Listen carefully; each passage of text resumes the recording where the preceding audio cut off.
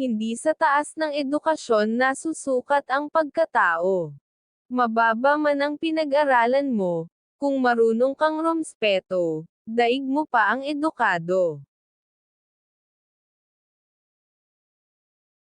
Hindi dapat laging nagmamadali, dahil lahat ay may tamang panahon.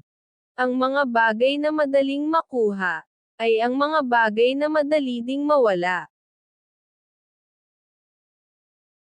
Kapag nag-apa ka, bumangon ka. Tandaan mo, may pagkakataon ka pa para ipakita sa kanila na hindi sa lahat ng pagkakataon tama sila.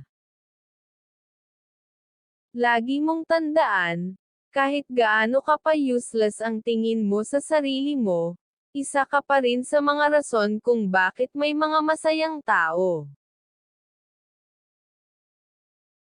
Pag malungkot, problemado agad. Di ba pwedeng wala lang pera?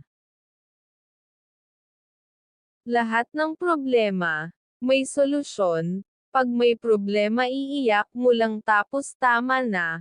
Punas luha, ayos damit, sukli buhok, tapos smile. Tuloy ang ikot ng mundo.